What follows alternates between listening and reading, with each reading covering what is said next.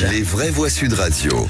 3 mots dans l'actu, Félix, qui sont captivité, nucléaire et adaptation. En Algérie, le parquet réclame 10 ans de prison ferme contre Boualem Sansal, l'écrivain franco-algérien accusé d'atteinte à l'intégrité territoriale du pays. Pendant ce temps, Olivier Grondeau retrouve la France après 2 ans en détention en Iran. Dominique Voynet, opposante historique au nucléaire, nommé pour siéger au sein du Haut Comité pour la transparence et l'information sur la sécurité nucléaire. Le choix fait grincer quelques dents. Et puis La Belle et la Bête, version revisitée avec un personnage alcoolisé, des réseaux sociaux omniprésents. L'éducation nationale décommande finalement un livre pas adapté au CM2. Les vraies voix Sud Radio.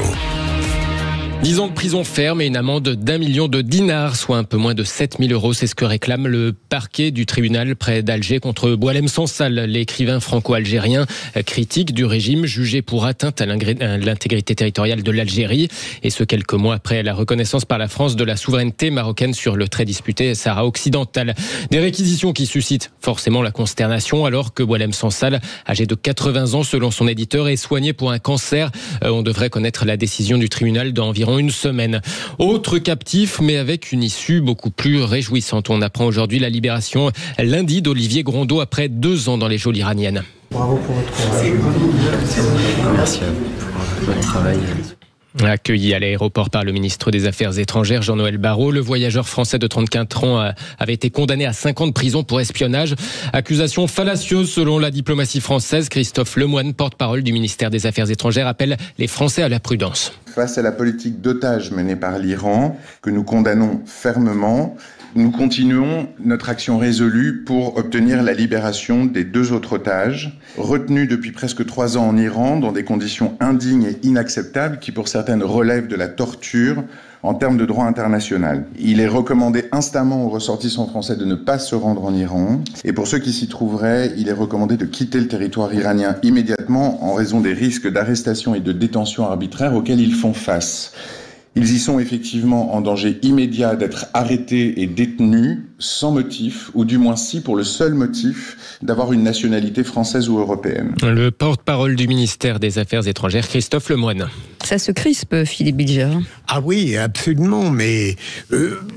on en parlait ailleurs ce matin, c'est une drôle d'idée tout de même d'aller faire du tourisme en Iran, quoi. Bah oui. Il y a des pays qu'il vaut mieux éviter. Alors c'est marqué surtout les sites gouvernementaux ou les endroits où il ne faut pas aller en ce moment. Et certains on photographie, hop, on est cuit. Allez, le deuxième mot, nucléaire, avec ce choix qui fait grincer des dents. Une opposante notoire et même historique à l'énergie nucléaire, Dominique Voynet, choisie pour siéger dans le Haut Comité pour la transparence et l'information sur la sécurité nucléaire. Des députés comme l'ancien ministre de l'économie macroniste Antoine Armand prennent leur plus belle plume pour protester auprès de la présidente de l'Assemblée contre ce choix. Dans une vidéo qui refait surface sur les réseaux sociaux, Dominique Voynet, aujourd'hui députée du Doubs, racontait il y a quelques années comment elle avait sabordé la position française en faveur du nucléaire lors d'une réunion européenne. Elle était alors de mèche, racontait-elle, avec son homologue britannique, à l'époque donc où elle était ministre du gouvernement Jospin, à la fin des années 90. J'appelle Paris, j'explique à Matignon que je suis désolée, mais que le Britannique est en train de lâcher et que je vais me retrouver isolée. C'est ce que déteste la France. Être isolée en Europe, c'est quelque chose qui est impossible. Pendant ce temps, le Britannique appelle Londres et dit la Française est en train de lâcher, je vais me retrouver isolée. Et on est revenu hilar l'un et l'autre avec finalement un grand soulagement parce que nous avions reçu la consigne de tout faire pour ne pas être isolés. Nous avons pu annoncer que finalement nous pouvions nous rallier à la position commune. Donc je suis rentrée à Paris, moi très contente de voir que le nucléaire ne pouvait pas faire partie des technologies retenues au titre du mécanisme de développement propre. Dominique Voynet, à propos de ses années au gouvernement Jospin, le Haut Comité pour la transparence et l'information sur la sécurité nucléaire est censé promouvoir la transparence et l'information donc sur cette énergie. Dans leur courrier à Yaël Braun-Pivet, les 2 députés dénoncent une nomination qu'ils jugent incompréhensible et préoccupante. Alors, je cite, disent-ils, que ces institutions doivent garder dans leur indépendance et une grande sérénité dans leur fonctionnement. Philippe Bilger, dans un pays normal, une ministre qui fait ça se retrouve devant le tribunal pour haute trahison. En France, elle est promue. Ça résume pas le mal français. Si, absolument. Et surtout, il est aberrant de la nommer dans un comité, pardonnez-moi, il y en a tellement en France que parfois on peut se tromper, qui qui en réalité doit assurer la sûreté du nucléaire. Alors même si la présidente justifiait cette nomination en disant je veux qu'il y ait un contre-pouvoir au sein de ce comité, ça resterait de mon point de vue une absurdité. Mickaël Sadoun. C'est d'autant plus absurde que Emmanuel Macron prétend qu'il y a eu un revirement sur sa doctrine nucléaire. Vraiment, je ne comprends pas. Ça donnerait une certaine leçon aux électeurs qui pensent que la Macronie s'est totalement convertie au nucléaire. Je pense que c'est beaucoup plus compliqué que ça.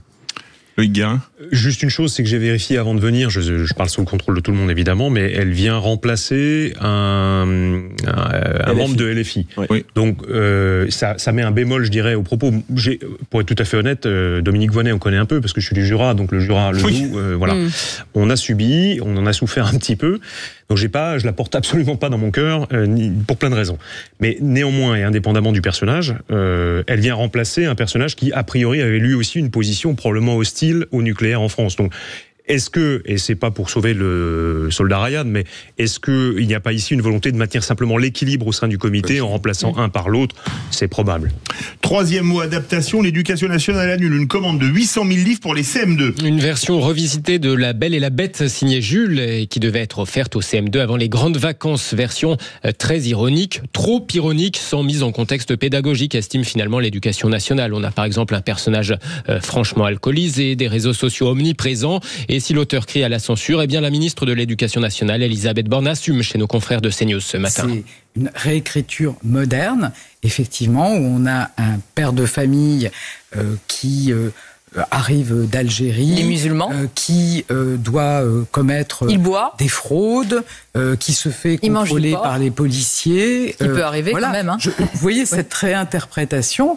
Peut-être que dans un cadre avec des professeurs, on peut expliquer ce second degré, mais je vous dis, c'est un livre qui a vocation à être lu en vacances, avec sa famille, et sans ce décodage de ce second degré, qui est sans doute bien dans un cadre, mais pas pour le livre de vacances. Voilà, La Belle et la Bête version Jules sera bien mise en vente, en revanche, dans quelques mois, à défaut d'être offerte au CM2.